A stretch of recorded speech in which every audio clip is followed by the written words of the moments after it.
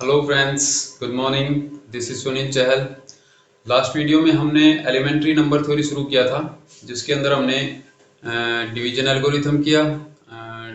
फिर उसके बाद जीसीडी निकालना सीखा कि क्या जीसीडी की डेफिनेशन होती है क्या, और जीसीडी को कैसे निकालेंगे। ठीक है, यूक्लिड डिवीजन से भी निकाला और नंबर्स की फैक्टराइजेशन करके भी निकाला। ठीक है, और उसके बाद हमने एलसीएम किया, जीसीडी की कुछ प्रॉपर्टीज की, एंड उसके बाद दोनों के बीच में क्या रिलेशन होती है वो, एंड एट लास्ट हमने किया था unique factorization theorem. Unique factorization theorem क्या थी कि if n is any positive integer greater than 1, ठीक है, n कोई भी क्या है, पॉजिटिव इंटीजर है, ग्रेटर देन 1 है, तो क्या होगा, या तो n खुद एक प्राइम नंबर होगा, या फिर n को हम कैसे लिख सकते हैं, प्राइम नंबर्स की प्रोडक्ट के रूप में लिख सकते हैं। ठीक है, तो ये थी आपकी यूनिक फैक्टराइजेशन थ्योरम। इसके बाद आगे आज करने वाले हैं कॉन्ग्रुएंस। ठीक है, तो कॉन्ग्रुएंस क्या होगी, आज का टॉपिक है हमारे पास कॉन्ग्रुएंस। विजिबल होगा, चलो थोड़ा बड़ा लिख देते हैं।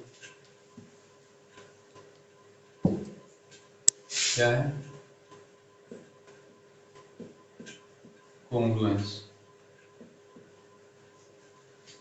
कॉन्ग्रुएंस मोडुलो एन, जहां पर एन क्या है आपका, कोई भी पॉजिटिव इंटीजर है। ठीक है, congruence modulo n, two integers, any two integers a and b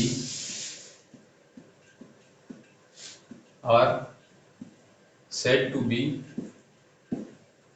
क्या कहलाएंगे, congruent, congruent modulo and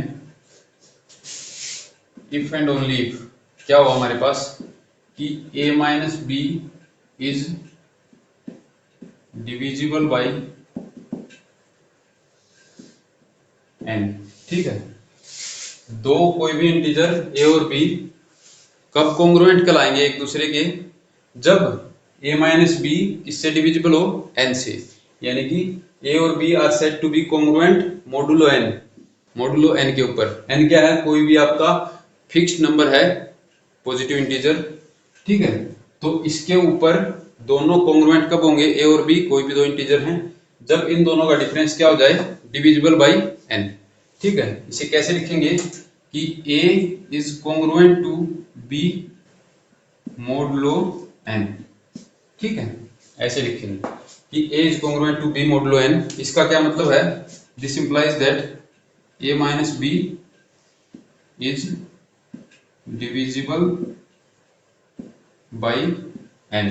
ठीक है, यानी कि a माइनस बी को क्या लिख सकता हूं मैं, n इंटू के, वेयर k इज इंटीजर। ठीक है, यानी कि a माइनस बी को अगर n के की फॉर्म में लिख सकूं, n क्या है आपका फिक्स्ड पॉजिटिव इंटीजर और k कोई भी इंटीजर है। ठीक है, अगर a माइनस बी इस तरह से लिखा जा सके, या फिर ये कहूं कि a माइनस बी डिविजिबल हो जाए n से, तो वो क्या हो जाएगा, a is congruent to b modulo n। ठीक है, या फिर अगर ये कहूं तो इसका क्या मतलब होगा कि a minus B is divisible by n। ठीक है, नेक्स्ट कुछ प्रॉपर्टीज हैं इसकी मोडुलो की, वो देखते हैं। कॉन्ग्रुएंस मोडुलो n, प्रॉपर्टीज क्या हैं, फर्स्ट आपके पास a is congruent to a mod n। ठीक है, फॉर एवरी इंटीजर a क्या होगा हमारे पास, a is congruent to a mod n। ठीक है, for every integer a is always congruent to itself. ठीक है, कैसे होगा, क्योंकि क्या होता है, अगर a is congruent to b mod n है, तो हमारे पास क्या होना चाहिए, a minus be divisible by n होना चाहिए। ठीक है, ये होना चाहिए। ठीक है, और a is congruent to a mod n कब होगा? जब a minus a is divisible by n हो, और a माइनस a क्या आएगा? 0, और 0 तो हर एक इंटीजर से डिविजिबल होता है ना। ठीक है, तो n से भी होगा। इसका मतलब क्या हो गया? n किसको डिवाइड कर रहा है? a माइनस a को, और n अगर a माइनस a को डिवाइड कर रहा है तो इसका मतलब हो गया a is congruent to a mod n। ठीक है, नेक्स्ट आपके पास ये थी फर्स्ट प्रॉपर्टी। सेकंड है if a is congruent to b mod n। ठीक है, a किसके कॉन्ग्रुएंट है? b के mod n पे, देन आपके पास क्या होगा? b is also congruent to a mod n। ठीक है, अगर a b के कॉन्ग्रुएंट है तो b भी a के कॉन्ग्रुएंट होगा। एक तरह से किस टाइप का हो गया? पहले वाली थी a is congruent to a, वो कैसा होता है? Reflexive relation. ठीक है, अब a is congruent to b है, this implies that b is congruent to a। ये किस टाइप की होगी? सिमेट्रिक रिलेशन टाइप की। ठीक है, ये कैसे होगा? a b से कॉन्ग्रुएंट है तो इसका मतलब क्या होगा? n डिवाइड करेगा a माइनस b को। ठीक है, दोनों में से अगर इसमें से अगर माइनस कॉमन निकालूं तो माइनस को b माइनस a लिख सकता हूं, a माइनस b को। अगर n इसको डिवाइड कर रहा है, n अगर किसी भी इंटीजर को डिवाइड कर रहा है, मान लो n डिवाइड कर रहा है k को, ठीक है, तो माइनस k को भी तो डिवाइड करेगा, उसके नेगेटिव को भी तो डिवाइड करेगा ना। n अगर k को डिवाइड कर रहा है तो n माइनस k को भी डिवाइड करेगा। तो यहाँ से अगर क्या दिया हुआ है? n डिवाइड कर रहा है a माइनस b को। अगर तो इसमें से माइनस कॉमन लूं तो इसे ऐसे लिख सकता हूँ, minus of b minus a। अगर ये इसे डिवाइड कर रहा है तो इसका जो नेगेटिव है इसे भी डिवाइड करेगा। ठीक है, यानी कि n डिवाइड करेगा minus of b minus a को। अगर minus of b minus a को कर रहा है तो b माइनस a को भी करेगा। ठीक है ना, यही है कि n अगर माइनस k को डिवाइड कर रहा है तो यहां से किसको डिवाइड करेगा?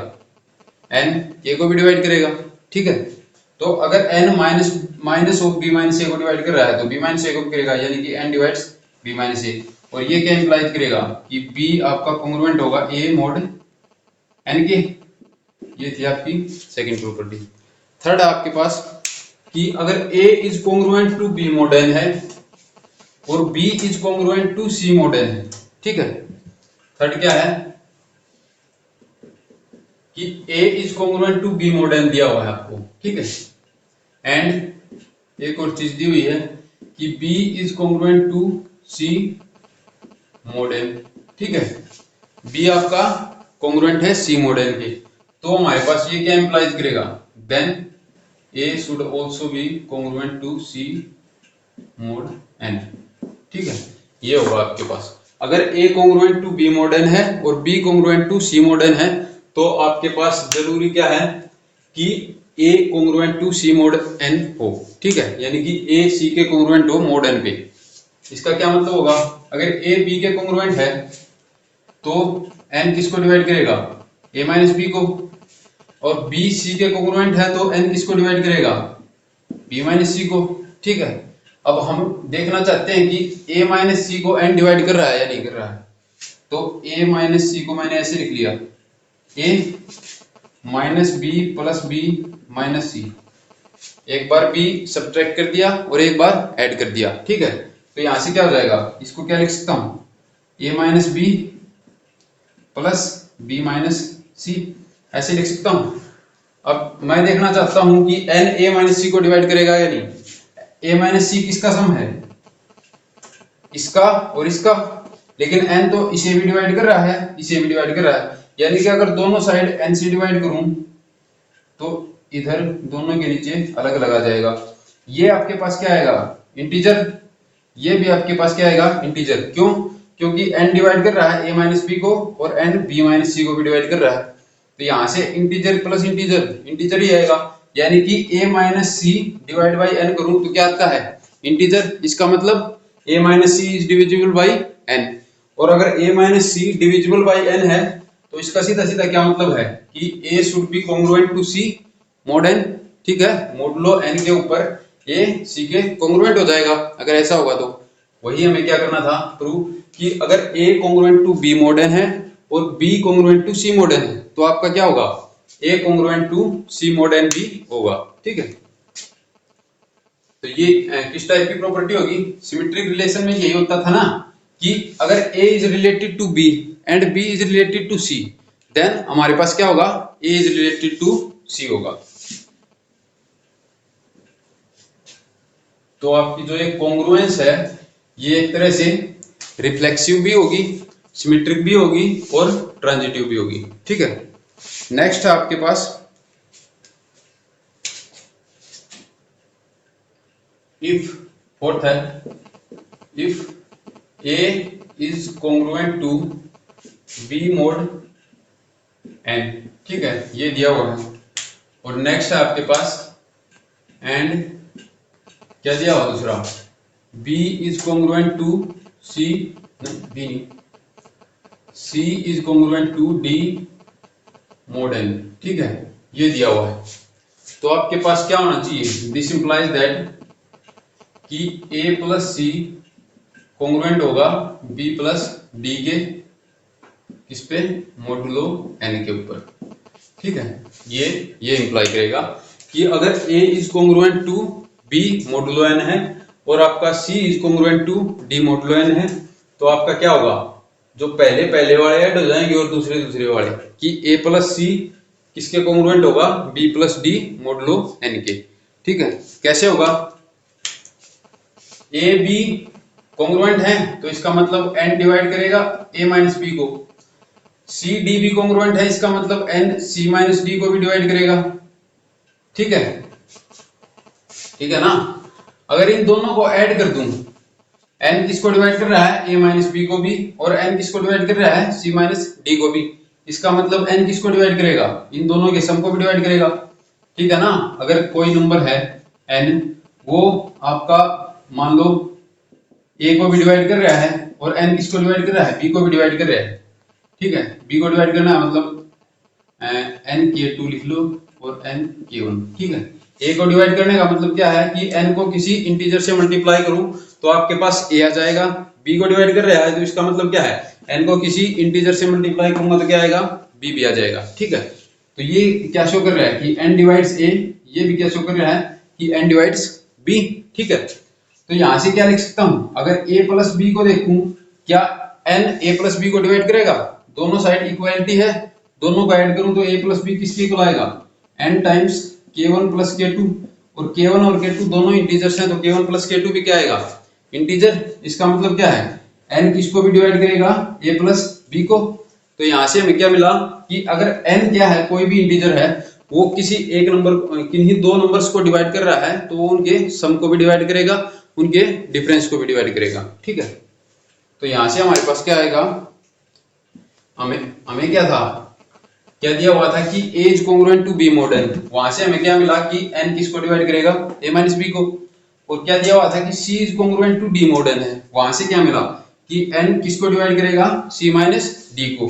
ठीक है, इसका मतलब क्या होगा, इन दोनों के सम को भी डिवाइड करेगा, यानी कि n डिवाइड करेगा a plus c minus b और माइनस d, माइनस अगर कॉमन लूं तो यहाँ प्लस आ जाएगा, ये आपका ये हो जाएगा। ठीक है, n किसको डिवाइड कर रहा है, a plus c minus of b plus d को।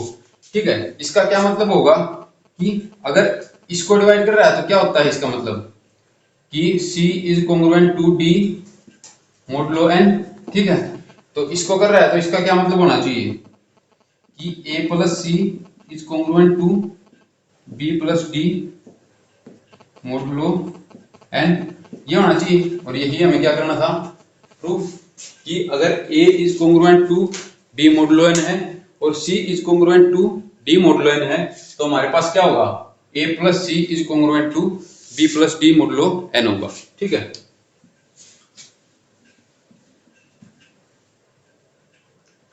इसी के अंदर अगर आपको ये दिया हुआ है कि a congruent to b modulo n है और c congruent to d modulo n है तो हमारे पास एक और होगा कि a into C is congruent to होगा b into D modulo n। ठीक है, ये कैसे होगा, अगर a is congruent to b modulo n है तो a को क्या लिख सकता हूं, यानी कि a minus B is divisible by n। ऐसे लिख लो कि a माइनस बी किसके इक्वल होगा, डिविजिबल होगा तो n into some integer k1। ठीक है, तो ये क्या शो कर रहा है कि n किसको डिवाइड कर रहा है, a माइनस बी को। b को अगर उस साइड लेकर जाऊं तो a किसके इक्वल हो जाएगा, प्लस में b इधर आ जाएगा। ठीक है, ऐसे ही c congruent to d mod n है तो यहां से हमारे पास c किसके इक्वल आ जाएगा, n into some integer k2 plus d। ठीक है, यहां से अगर ac की वैल्यू निकालूं तो क्या आएगी, a इंटू सी किसके इक्वल आ गया, दोनों साइड इनको मल्टीप्लाई कर दें। a को क्या लिख सकता हूं यहां से, nk1 plus b, nk1 plus b। ठीक है, नेक्स्ट c को क्या लिख सकता हूं, nk2 प्लस d। ठीक है, इनके आपस में मल्टीप्लाई करूं तो क्या आएगा, एक तो आएगा bd प्लस आपके पास इसकी मल्टीप्लाई करूं यानी कि nk1d प्लस इसकी करूंगा तो nk2b प्लस आपके पास इन दोनों के आपस में n स्क्वायर k1 k2। ठीक है, इन सब में क्या है, n कॉमन है तो ये लिख सकता हूं equal to bd plus n common ले लिया, इनटू में क्या आएगा k1d plus k2b plus n k1 k2। ठीक है, ये आ गया। bd को अगर इस साइड लेकर आऊं a इंटू सी है, a इंटू सी है। ठीक है, bd को इस साइड लेकर आऊं तो क्या आएगा, a into C minus bd किसके इक्वल होगा, n टाइम्स सम इंटीजर, इसको k3 नाम दे दिया। ठीक है, ये क्या आएगा, इंटीजर ही तो आएगा, ये भी इंटीजर है, ये भी इंटीजर है, ये भी, ये भी, ये और ये तीनों भी इंटीजर है। इंटीजर्स की मल्टीप्लाई करूंगा तो इंटीजर ही आएगा, उनका सम करूंगा तो वो भी इंटीजर ही आएगा। ठीक है, तो n इंटू सम इंटीजर है, उस इंटीजर को मैंने क्या मान लिया, k3। तो n इंटू k3 किसके इक्वल है, ac माइनस bd के। इसका मतलब क्या है आपके पास कि n किसको डिवाइड कर रहा है, ac माइनस bd को, और अगर n ac माइनस bd को डिवाइड कर रहा है तो यहां से क्या हो जाएगा कि ac is congruent to bd modulo n हो जाएगा। ठीक है, ये था आपके पास कि अगर a और b आपको कॉन्ग्रुएंट दिए हुए हैं मोडुलो n पे और आपको c और d भी कॉन्ग्रुएंट दिए हुए हैं मोडुलो n पे, तो हमारे पास क्या होगा, a plus C is congruent to b plus d modulo n, और दूसरा क्या होगा कि a into C is also congruent to bd modulo n। ठीक है, यहां से हम और क्या लिख सकते हैं कि c की जगह अगर माइनस सी कर दें, यहां पर क्या करूं, minus C congruent to minus D होगा ना। ठीक है, दोनों साइड अगर -1 से मल्टीप्लाई करूं तो फिर भी कॉन्ग्रुएंट ही रहेंगे। ठीक है, तो अगर ये दोनों कंडीशन होगी तो फिर हमारे पास क्या आएगा, a minus C is congruent to क्या होगा, b minus D modulo n पे। ठीक है, तो हमारे पास अगर a congruent to b model दिया हुआ है और c congruent to d model दिया हुआ है तो आपके पास ये तीनों कंडीशन आएंगी। ठीक है, a plus C is congruent to b plus d model भी होगा, a minus C is congruent to b minus d modulo n भी होगा, और आपका a into C is congruent to b into d modulo n भी होगा। ठीक है, अब यहां से एक और रिजल्ट बना सकते हैं हम, क्या कि अगर मैं c और d की जगह पर a और b ही रख दूं, क्या होगा कि a is congruent to b mod n और a is congruent to b mod n। ठीक है, ये दो चीजें हैं, तो यहां से क्या होगा, यहां पर क्या होता था कि a is congruent to b mod n है और c is congruent to d mod n है, तो क्या हो जाता था, फर्स्ट की मल्टीप्लाई और सेकंड की मल्टीप्लाई। ठीक है, तो यहां से क्या आ जाएगा, इसकी और इसकी मल्टीप्लाई कर दूं और इसकी, क्या होगा हमारे पास, a square is congruent to b square modulo n, ये होगा। अगर a is congruent to b modulo n दिया हुआ है तो हमारे पास क्या होगा, a square is also congruent to b square modulo n। ठीक है, ऐसे ही नेक्स्ट जाएंगे तो a की cube is congruent to b cube modulo n, कोई भी पावर कर लो a की power k is congruent to b की पावर k मोडुलो n, ऐसे होगा। ठीक है, तो ये हो गया। अब आपके पास क्या बच गई कोई प्रॉपर्टी? हाँ, नेक्स्ट है आपके पास, ये तो था कि अगर a is congruent to b mod n है, तो हमारे पास क्या हो गया, a की power k is congruent to b की पावर k मोडुलो n हो गया, जहां पर आपका क्या हो, कोई भी इंटीजर हो, पॉजिटिव इंटीजर। ठीक है, तो आपके पास क्या हो जाएगा, a की power k is congruent to b की पावर k mod n हो जाएगा। ठीक है, पर अगर आपको ये दिया हुआ हो तो क्या आप ये कह सकते हैं कि अगर a की power k is congruent to b की पावर k मोडुलो n है, तो क्या फिर a is congruent to b modulo n होगा? Not every time. ठीक है, मान लेता हूं मैं a को 3 ले लिया, b को 2 ले लिया, 2 लेना, 3 का स्क्वायर आपके पास आएगा 9। हाँ, a को 3 ले लिया, b को 2 ले लिया, यहां से क्या होगा, 3 का स्क्वायर इज कॉन्ग्रुएंट टू 2 का स्क्वायर मोडुलो 5 होगा।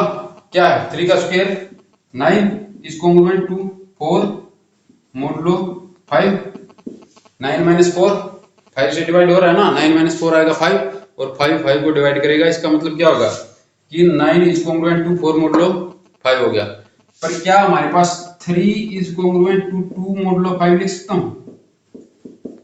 नहीं लिख सकता, क्योंकि 3 माइनस 2 क्या आएगा, 1। क्या 5 1 को डिवाइड कर सकता है? नहीं कर सकता।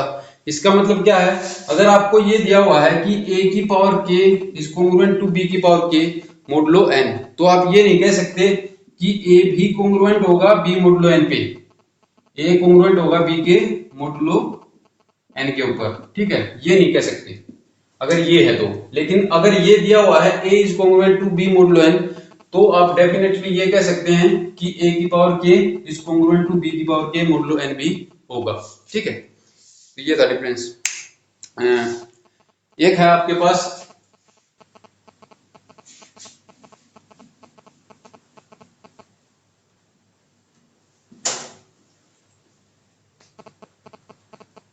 कि आपको अगर ये दिया हुआ है कि a is congruent to b modulo n दिया हुआ है। ठीक है, तो अगर c कोई भी इंटीजर है, c इज एनी इंटीजर, ठीक है, देन हमारे पास क्या होगा, अगर दोनों साइड इसको c से मल्टीप्लाई कर दूं तो वो भी क्या होगा, कॉन्ग्रुएंट। यानी कि if this is true then हमारे पास क्या होगा, a into C is congruent to b into C modulo n। ठीक है, c क्या है, कोई भी इंटीजर। क्यों होगा, क्योंकि a congruent to b mod n है, इसका मतलब क्या है, n डिवाइड कर रहा है a माइनस b को। ठीक है ना, और a माइनस b को डिवाइड कर रहा है, और ये क्या है, ए सी माइनस बी सी, किसके इक्वल होगा, सी को मैं ले लूंगा ए माइनस बी। ठीक है, ये हो गया। अब n इसको डिवाइड कर रहा है, ठीक है, a माइनस बी को, और a माइनस बी को मैं किसी इंटीजर से मल्टीप्लाई कर रहा हूं। ठीक है, तो इस पूरी टर्म को भी तो डिवाइड करेगा ना। ठीक है, तो इस पूरी टर्म को डिवाइड करेगा, तो इसका मतलब क्या होगा कि आपका ए सी माइनस बी सी को डिवाइड करेगा, और AC माइनस BC को डिवाइड कर दिया तो AC शुड बी कन्वर्ज, क्या कहेंगे, कॉन्ग्रुएंट। ठीक है, AC should be congruent to BC और मोडुलो n। ठीक है, ये होगा हमारे पास।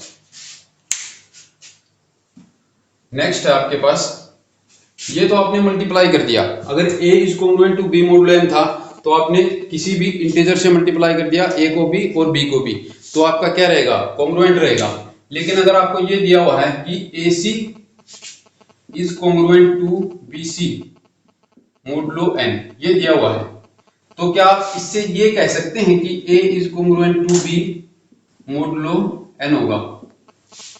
नहीं कह सकते। ठीक है, क्यों नहीं कह सकते, एग्जांपल देखते हैं कि A माइनस बी, हाँ, n को मैंने क्या ले लिया, 4 ले लिया। मान लेते हैं कि n आपका है 4 और a आपका है 5 और b आपका है 3। ठीक है, और c ले रहा हूं मैं 2। ठीक है, तो यहां से क्या होगा, AC is congruent to BC mod n। AC क्या है, 5 इंटू 2 10, BC क्या है, B इंटू C करूंगा तो 6, तो 10 इज कॉन्ग्रुएंट टू 6 मोडुलो 4 है या नहीं है? क्योंकि अगर क्या करूं 10 माइनस 6 करूंगा तो क्या आएगा 4 और 4 को डिवाइड करेगा, इसका मतलब क्या होगा 10 इज कॉन्ग्रुएंट टू 6 मोडुलो 4। ठीक है, ये तो बात ठीक होगी कि अगर ए बी सी हमारे पास ये हैं और एन ये है तो a c is congruent to b c modulo n हमें दे दिया कि ये आपका ट्रू है। ठीक है, अब हम क्या इससे ये कह सकते हैं कि a is congruent to b modulo n होगा। ए क्या है हमारे पास 5, बी है 3, तो ए यानी कि 5 is congruent to 3 modulo N. क्या ये ट्रू है? ट्रू कब होगा? जब 5 माइनस 3 डिविजिबल बाई एन की वैल्यू क्या ली है हमने 4। जब 5 माइनस 3 4 से डिविजिबल हो जाएगा तब आप कह सकते हैं कि 5 इज कॉन्ग्रुएंट टू 3 मोडुलो 4। ठीक है, लेकिन 5 माइनस 3 तो क्या होगा 2। क्या 2 4 से पूरा डिवाइड हो जाएगा? नहीं होगा। ठीक है, इसका मतलब क्या हुआ कि ये कॉन्ग्रुएंस नहीं है।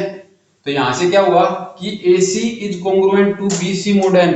अगर आपको दिया हुआ है तो आप ये नहीं कह सकते कि A is congruent to B mod n होगा। ठीक है, लेकिन अगर आपको ये दिया हुआ है तो आप ये जरूर कह सकते हो कि AC is congruent to BC mod n होगा। ठीक है, तो कन्वर्स यहाँ पर क्या हो रहा है ट्रू नहीं होगा, सिर्फ आपका डायरेक्ट ट्रू होगा कि A is congruent to B mod n है तो AC is congruent to BC mod n होगा। लेकिन अगर ये आपको ट्रू दिया हुआ है तो आप ये नहीं कह सकते कि A is congruent to B mod n होगा।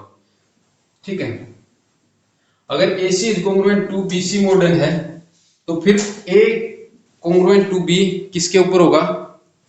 ये आपके पास होगा A is congruent to B mod n by D, जहां पर D आपका क्या होगा GCD of C and N। ठीक है, ये किसके कॉन्ग्रुएंट होगा? अगर आपको क्या दिया हुआ है AC is congruent to BC mod n दिया हुआ है तो क्या होगा हमारे पास A is congruent to B modulo n by D, और जहां पर D आपका क्या होगा C और N का GCD। ठीक है, ये होगा आपके पास कॉन्ग्रुएंस। नेक्स्ट आपके पास लीनियर कॉन्ग्रुएंस। ये तो था कॉन्ग्रुएंस ऑफ टू नंबर्स। ठीक है, नेक्स्ट है हमारे पास लीनियर कॉन्ग्रुएंस। लीनियर कॉन्ग्रुएंस में क्या है? Linear congruence.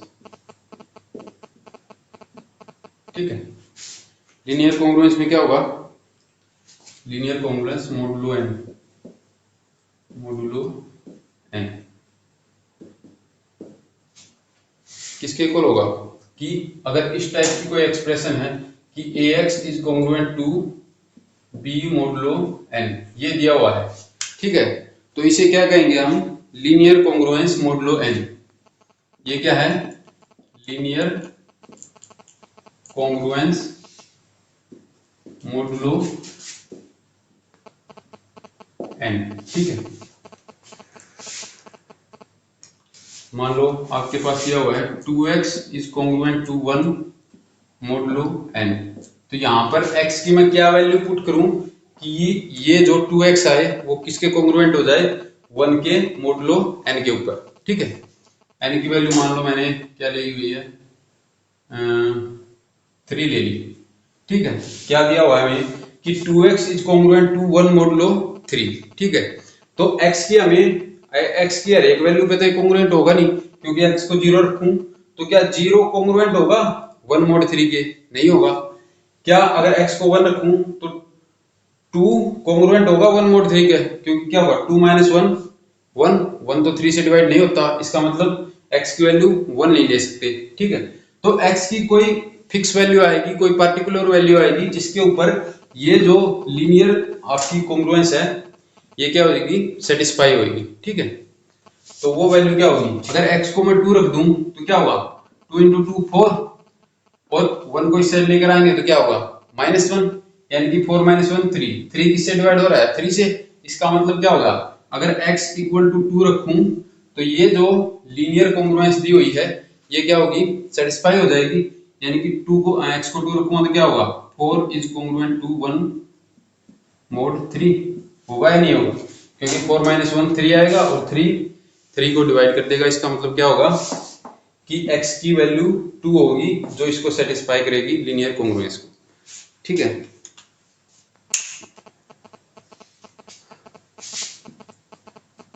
इंटीजर सॉल्यूशंस की बात करते हैं हम यहाँ पर लीनियर कॉन्ग्रुएंस के अंदर। ठीक है, ये आपके पास लीनियर कॉन्ग्रुएंस। अगर जनरल की बात करूं तो ax is congruent to b modulo n, ये क्या है, एक लीनियर कॉन्ग्रुएंस है, ये n है आपका लीनियर कॉन्ग्रुएंस है। अब इसका सॉल्यूशन कब एग्जिस्ट करेगा, क्या हमेशा ही x की कोई ना कोई हमें ऐसी वैल्यू मिलेगी जिसके ऊपर हम क्या कह सकें कि ये कॉन्ग्रुएंस सेटिस्फाई हो जाए। ठीक है, तो देखते हैं किस केस में आपके पास ये लीनियर कॉन्ग्रुएंस जो है वो क्या होगी, सेटिस्फाई होगी। This is satisfied only if GCD of A and N divides B. क्या होगा कि the linear congruence in one, ये क्या मान लो इसे वन नाम दे दिया, the linear congruence in one क्या होगी, has a solution if and only if, कब होगा, D divides B, where D क्या होगा आपका, D is GCD of A and N। ठीक है, A और N का GCD अगर B को डिवाइड कर रहा है तो ही आपको एक ऐसा X मिलेगा जो इस कॉन्ग्रुएंस को सेटिस्फाई करेगा, अदरवाइज आपके पास क्या होगा, आपको कोई ऐसा X नहीं मिलेगा इंटीजर जिसके लिए आपकी ये कॉन्ग्रुएंस क्या हो जाए, सेटिस्फाई हो जाए। ठीक है, नेक्स्ट है आपके पास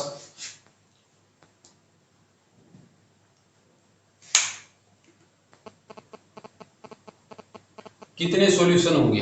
ठीक है, ये तो था कि सॉल्यूशन कब एग्जिस्ट करेगा, क्या x की एक ही वैल्यू एग्जिस्ट करेगी। अब ये तो था कि सॉल्यूशन कब एग्जिस्ट करेगा, जब a और n का जीसीडी क्या हो जाए, b को डिवाइड कर दे तो हमारे पास क्या होगा, इस कॉन्ग्रुएंस का एक सॉल्यूशन पक्का एग्जिस्ट करेगा। ठीक है, दूसरा क्या इसका एक ही सॉल्यूशन एग्जिस्ट करेगा या एक से ज्यादा भी कर सकते हैं। ठीक है, तो वो देखते हैं। उसके लिए क्या है कि if GCD of A N क्या है, डी है, if GCD of A N क्या है, डी है, एंड डी डिवाइड करता है बी को, अगर डी बी को डिवाइड नहीं करेगा तो एक भी सॉल्यूशन एग्जिस्ट नहीं करेगा। ठीक है, और क्या है कि जीसीडी ऑफ ए एन अगर डी है और डी बी को डिवाइड भी करता है तो आपके पास इस लीनियर कॉन्ग्रुएंस के कितने सॉल्यूशन एग्जिस्ट करेंगे, then the given linear congruence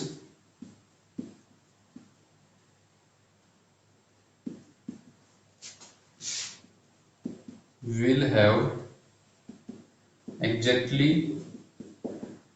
कितने सॉल्यूशन होंगे, डी सॉल्यूशंस। ठीक है, जितना ए और एन का जीसीडी होगा एग्जैक्टली उतने ही सॉल्यूशंस होंगे आपके पास इस लीनियर कॉन्ग्रुएंस के लिए, अगर आपका जो जीसीडी है वो किसको डिवाइड कर दे, बी को डिवाइड कर दे। ठीक है, तो ये था आपके पास लीनियर कॉन्ग्रुएंस।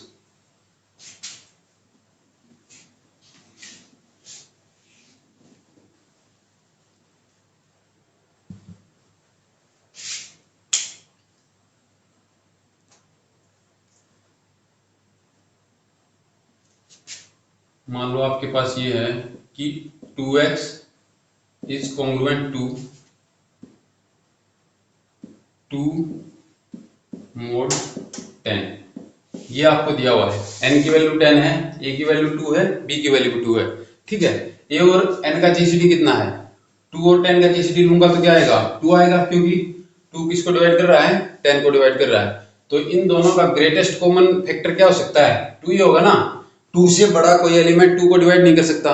ठीक है, तो मैक्सिमम कोई भी एलिमेंट ऐसा लें, कोई भी इंटीजर ऐसा लें जो क्या करे, 2 को भी डिवाइड करे और 10 को भी डिवाइड करे, तो वो क्या होगा, 2 ही होगा इटसेल्फ। ठीक है, तो 2 का और 10 का जीसीडी लूं तो क्या आएगा, 2, यानी कि हमारे पास कितने वो आने चाहिए सॉल्यूशन, 2। अगर किस कंडीशन में, ये 2 इस b को डिवाइड कर दे, b क्या है, b भी 2 ही है। ठीक है, और 2 को डिवाइड कर देगा, इसका मतलब हमारे पास ये जो लीनियर कॉन्ग्रुएंस दी हुई है ये मॉडुलो 10 के ऊपर कितने सॉल्यूशन देगी, हमें कितने डिफरेंट सॉल्यूशन देगी, वो आपके पास कितने आएंगे, 2 सॉल्यूशन। कैसे आएंगे देखो, अगर 1 पुट करूं तो क्या आएगा 2, इस साइड भी 2, 0 हो गया और 0 हर एक नंबर से डिवाइड होगा। इसका मतलब x की वैल्यू अगर 1 लूं तो आपकी कॉन्ग्रुएंस क्या हो रही है, सेटिस्फाई हो रही है। तो एक सॉल्यूशन तो आपका क्या आ गया, x इक्वल टू 1, ठीक है। दूसरा, अगर x की वैल्यू 2 लूं तो 2 इंटू 2 4, 4 माइनस 2, क्या 2 10 से डिवाइड होगा, नहीं होगा, तो 2 नहीं हो सकता सॉल्यूशन। 3 रखूंगा तो क्या होगा, 3 इंटू 2 6, 6 माइनस 2 4, वो भी सॉल्यूशन नहीं होगा। 4 रखूंगा तो 4 इंटू 2 8, 8 माइनस 2 6, वो भी सॉल्यूशन नहीं होगा। 5 रखूंगा तो 5 इंटू 2 10, 10 माइनस 2 करूंगा तो 8 आएगा, वो भी सॉल्यूशन नहीं होगा, ठीक है। अगर 6 रखूंगा तो 6 इंटू 2 12, 12 माइनस 2 10, और 10 10 को डिवाइड कर देगा। इसका मतलब दूसरा सॉल्यूशन क्या होगा, x इक्वल टू 6। ये दो आपके पास सॉल्यूशन आएंगे, इसके अलावा और कोई सॉल्यूशन नहीं आएगा मॉडुलो 10 के ऊपर, ठीक है। आप कहोगे सर 10 से बड़ा भी तो कोई सॉल्यूशन आ सकता है, 10 से बड़ा आ सकता है, लेकिन वो मॉडुलो 10 पे इन्हीं दोनों में से किसी न किसी के कॉन्ग्रुएंट हो जाएगा, ठीक है।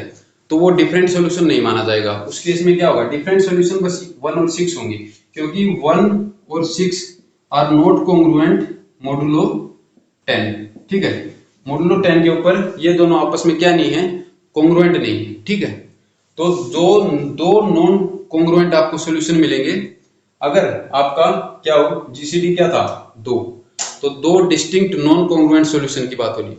दो सॉल्यूशन किस वे में कह रहे थे हम कि सॉल्यूशन आपके कैसे होंगे, नॉन कॉन्ग्रुएंट कितने पॉसिबल सॉल्यूशन होंगे, वैसे तो सॉल्यूशन इनफाइनाइट होंगे इसके, ठीक है, लेकिन नॉन कॉन्ग्रुएंट सॉल्यूशन कितने होंगे आपके, 2 ही नॉन कॉन्ग्रुएंट सॉल्यूशन होंगे, ठीक है। इनके अलावा 10 से बड़े भी कुछ सॉल्यूशंस आएंगे। अगर मैं x को 11 ले लूं तो क्या आएगा हमारे पास, 11 इंटू 2 22, और माइनस 2 करूंगा तो 20 आएगा।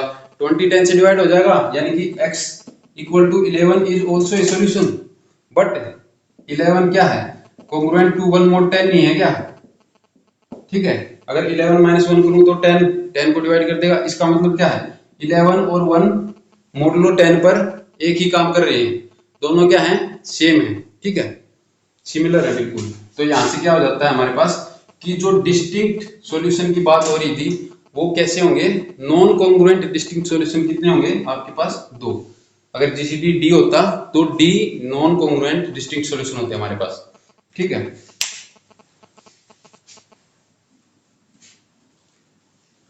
नेक्स्ट आपके पास यूलर्स फाई फंक्शन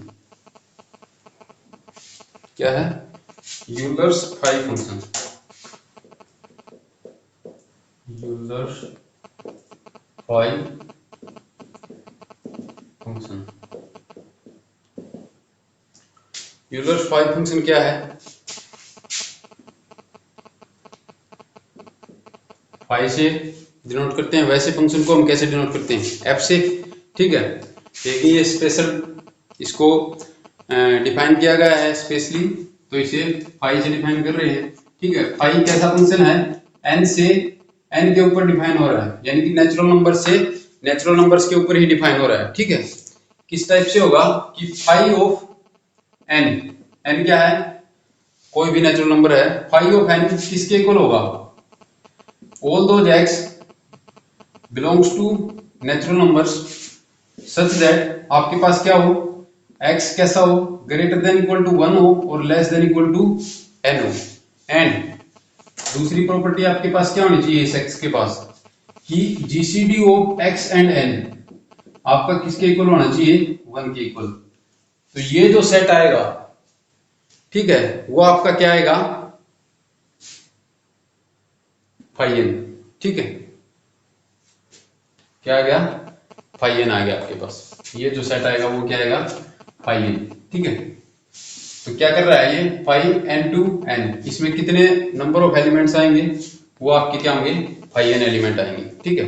और कौन से एलिमेंट आएंगे, x such that x belongs to n होगा, और x की वैल्यू कहां से कहां करेंगी, 1 से n के बीच में लाई करेंगी, 1 भी हो सकती है और n भी हो सकती है, ठीक है। एंड आपके पास क्या होना चाहिए, x और n का जीसीडी 1 होना चाहिए। अब अगर मैं फाई 1 की बात करूं तो फाई 1 किसके इक्वल होगा, x बिलोंग्स टू n, यानी कि वो सारे नेचुरल नंबर्स जिनका जीसीडी 1 के साथ लूं तो 1 आना चाहिए। वैसे तो सभी नेचुरल नंबर्स का जीसीडी 1 के साथ 1 आता है, लेकिन एक और कंडीशन है हमारे पास, x कैसा होना चाहिए, 1 से बड़ा होना चाहिए और n से छोटा होना चाहिए। n की वैल्यू तो 1 ही ले रहे हैं, इसका मतलब हमारे पास क्या होना चाहिए, x greater than equal to 1 and less than equal to 1। तो ग्रेटर देन भी होना चाहिए 1 और लेस देन भी, इसका मतलब इक्वल ही होगा। तो x की वैल्यू 1 ही बचेगी यहाँ पर, x इक्वल टू 1। सिर्फ यही एलिमेंट आपके पास ऐसा आएगा फाई 1 के अंदर, ठीक है। अगर फाई 2 की बात करूं तो क्या आएगा, all those x belongs to n such that क्या होना चाहिए, x greater than equal to 1 less than equal to 2। 2 से छोटे और 1 से बड़े या 1 के इक्वल कितने ऐसे एलिमेंट हैं जिनका जीसीडी 2 के साथ लूं तो बनाएगा, 1 के साथ 2 का जीसीडी लूं तो बनाएगा, ठीक है। तो इस सेट के अंदर आपके पास क्या आएगा, 1 तो आएगा, ठीक है। क्या 2 आएगा, 2 का 2 के साथ जीसीडी लूं तो 2 आएगा, 1 तो नहीं आया। इसका मतलब क्या हुआ कि 2 is not belongs to this set, और 2 से बड़े तो चेक ही नहीं करने हैं, इसका मतलब इस सेट में भी क्या आएगा, सिर्फ 1 आएगा, ठीक है। अगर फाई 3 की बात करूं, ठीक है, फाई 3 किसके इक्वल होगा, set of all natural numbers such that कि x आपका ग्रेटर देन इक्वल टू 1 और लेस देन इक्वल टू 3 हो, ठीक है। एंड आपका जीसीडी ऑफ x एंड 3 क्या आना चाहिए, 1, ठीक है। तो 1 का 3 के साथ जीसीडी लूं तो 1 आएगा, यानी कि इस सेट के अंदर 1 तो आएगा। 2 का 3 के साथ लूंगा तो भी 1 आएगा, दोनों कैसे हैं, कोप्राइम है एक दूसरे के, यानी कि 2 का 3 के साथ लूंगा तो वो भी 1 आ गया। 3 का 3 के साथ जीसीडी लूं तो क्या 1 आएगा, नहीं आएगा, 3 आएगा, इसका मतलब 3 नहीं आ सकता, और 3 से बड़े तो चेक ही नहीं करने हैं, ठीक है। तो यहाँ पर हमारे पास क्या आ गया, फाई 3 में कितने एलिमेंट आएंगे, 2 एलिमेंट, 1 और 2, ठीक है। इसी तरह से फाई n में कौन से एलिमेंट आएंगे, कि all those natural numbers such that कि x कैसा होना चाहिए, greater than equal to 1 and less than equal to n, and आपका क्या हो, GCD of x and n 1 होना चाहिए। तो ये है आपका यूलर्स फाई फंक्शन।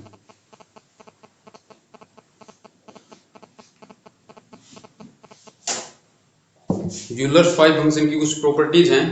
फर्स्ट है कि अगर m और n का जीसीडी आपके पास क्या हो, 1 हो, देन फाई ऑफ mn किसके इक्वल होगा, phi m into phi n, ठीक है।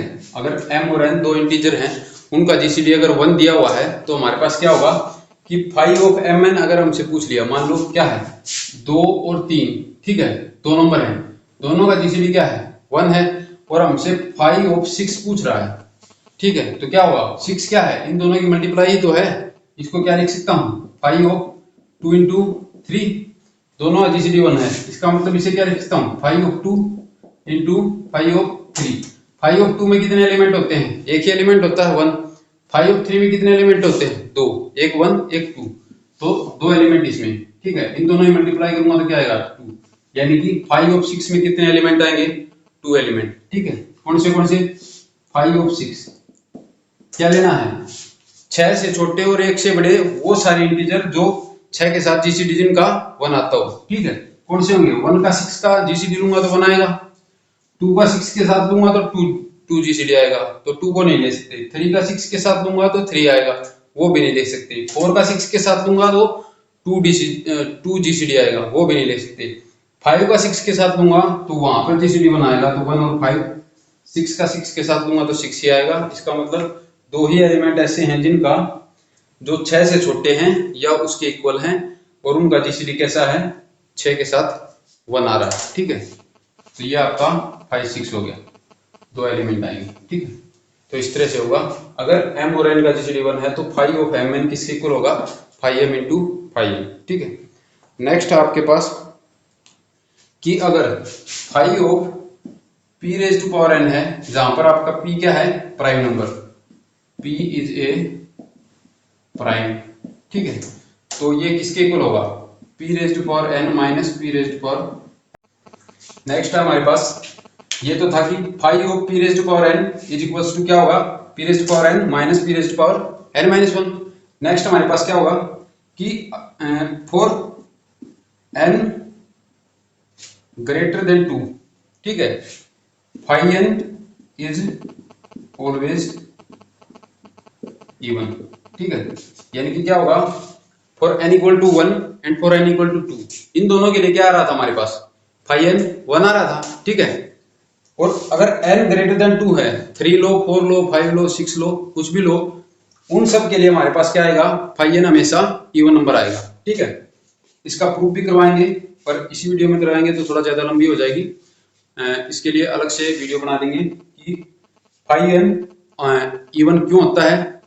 और हाँ, ये होगा कि for n greater than two phi n कैसा होगा, ऑलवेज इवन। एंड नेक्स्ट हमारे पास क्या होगा, अगर हमसे पूछा हुआ है कि सम ऑफ इंटीजर्स,